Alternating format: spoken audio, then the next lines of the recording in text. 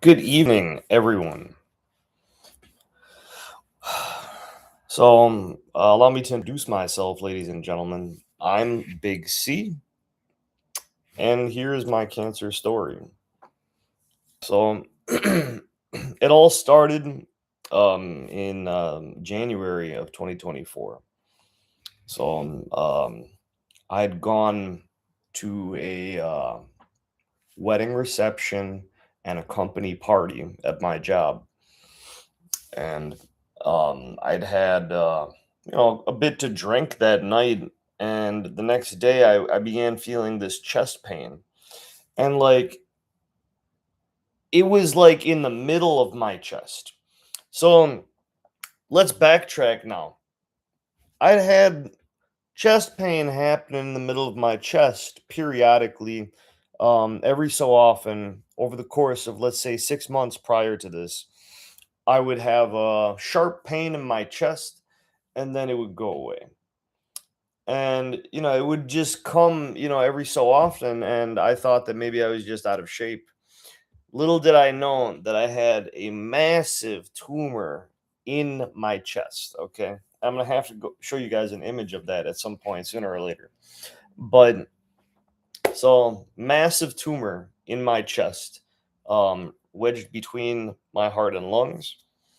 And, um, yeah. So here's the story. Went to a party, okay? Following day, had chest pain, went to the emergency room, okay? It hurt to breathe. For me, it hurt to inhale and it hurt to exhale. I was suffering quite badly, okay? They had to give me some very strong pain medicine to get the pain to go away. Because, like, this cancer pain, now this is some different stuff, okay? I swear, cancer pain is on a whole other level. That's why they hand out opiates. Okay, otherwise they don't hand out opiates like candy. It's really hard to get painkillers. They pretty much give you painkillers if you are dying. Okay, and there's nothing else that they can do for you.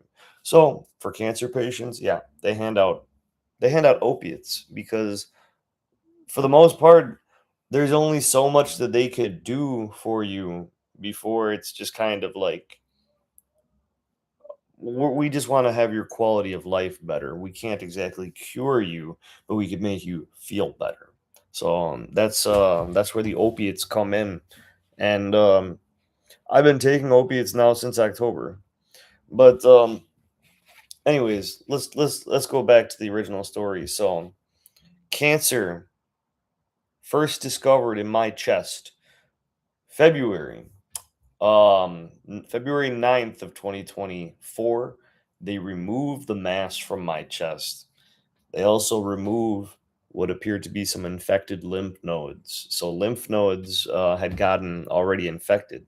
So at that point, they ran their little tests on that tumor, find out that it's not a benign tumor, but it is in fact a fucking uh, malignant tumor. Okay, it had spread to some lymph nodes. It was already considered stage 4A back in 2024.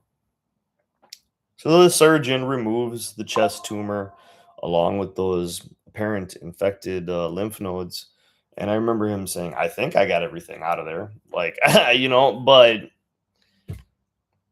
you know how metastases happen. The cancer made its way into the bloodstream and then anchored itself onto a secure spot, the bones. Okay.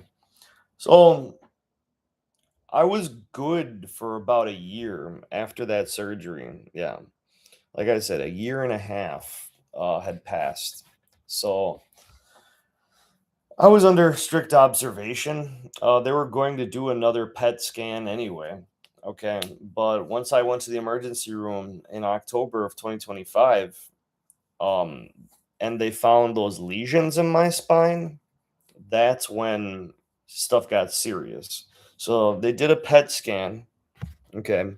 And for those of you who don't know, a PET scan is basically it's a scan that they use to show I don't know, um, some sort of metabolic reaction happening in a part of the body.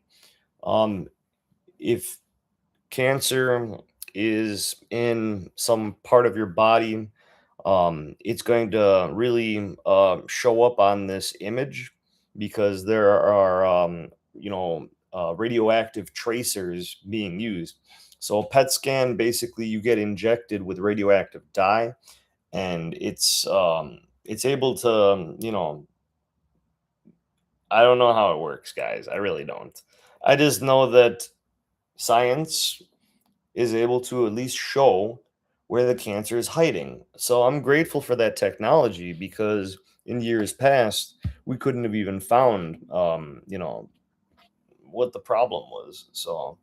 Um so today was a tough day because the pain that I experienced today reminded me of the same exact type of pain that brought me into the emergency room back in October 2025. It hasn't even been that long, really, but um, I remember I went in to the emergency room because I'd had pain in the left lower quadrant of my body, basically in the corner. I thought honestly, I thought it was like maybe a kidney stone or maybe I was constipated or something. I thought it was something, like a lot less serious.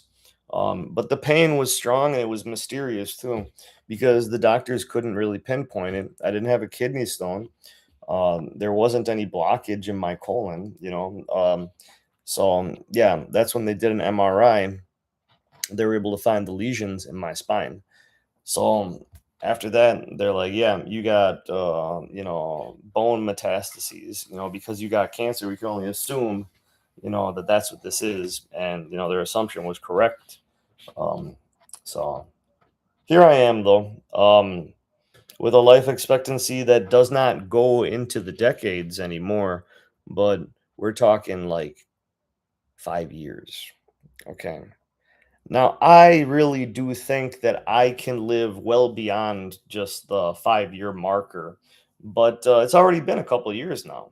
So we're already in 2026, and I got the diagnosis the beginning of 2024. But more than likely, I had been living with the cancer for a number of years before it got to this climactic point in my body. So most of us are fighting cancer every single day. Our immune system is basically looking for um, mutations all the damn time. So what I think is maybe me not having the best immune system is what allowed cancer to make its way under the radar and live in this environment of my body. So so um I just want to say that for me, having that diagnosis hanging over my head, death hanging over my head, has really gotten me to look at life from a totally different perspective. So, um, if my life is going to be a short life, um, I want to at least have a good one. I want to have a good time, of course. But I also want to just be as good of a person as I can be with the time that I have remaining. Because for me, I really do feel like what you do in this life matters. I think that what you do in this life prepares you for the next life, for the afterlife. We really don't know what's waiting for us after this life is over. Some atheists will claim that nothing happens when you die and the worms eat your body and that's it. That's it. Poof, it's over. I really don't think that that's how it works. When you look at all the accounts and testimonies of near death experiences and all the out of body experiences that people have had, I'm convinced that the soul resides in the body. You can look at yourself from a third person point of view if your soul poofs out of your body. And people have had many accounts of this happening. So, ergo, there must be an afterlife. You don't have to have a body for your soul to exist. Okay. So, something's waiting for us after this mortal shell expires. That's what I am convinced of, and that's how I live my life. Okay. You don't have to buy into that, but I would encourage anyone who's facing cancer to not try facing it alone, but having God on your side, backing you up. Okay. And I think that really makes a huge difference in someone's outlook on life. And it allows people to push against the odds of survival. So yeah, but you do whatever you need to do to keep moving forward. Um, as I am doing whatever I need to do to keep moving forward. But I want to just say for anyone who is going through cancer and suffering that I am with you. Okay. And although it might not be very apparent in this camera, like I had a rough day today. I was in agonizing pain. Right now I'm kind of sedated, or at least drugged up to an extent to where I'm getting some pain relief, but I still have some pain. So it's part of the day-to-day living of having bone cancer is having pain, chronic pain. And sometimes you get flare-ups, like what I had today, a flare-up, when basically I think that the cancer is really active, and it's like eating away at my bones in like that one particular spot. Okay, that's what I imagine is happening. I don't know what causes the flare-ups. Sometimes I wonder, is it from having that sugary snack the night before, that a couple hours prior? You know what I'm saying? Like, sugar feeds cancer. That's what everybody says, okay?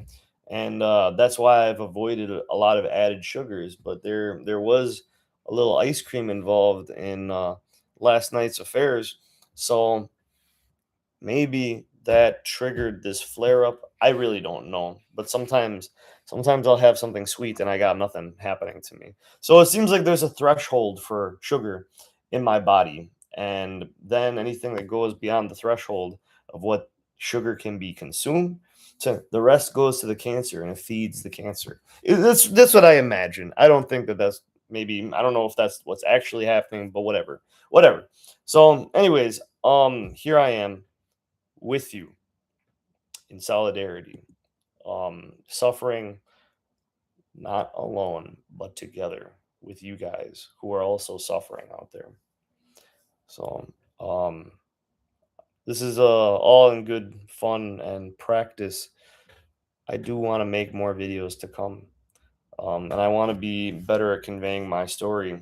And I want to, just I want to convince everyone to never give up hope, even when things seem hopeless. Good night, everybody.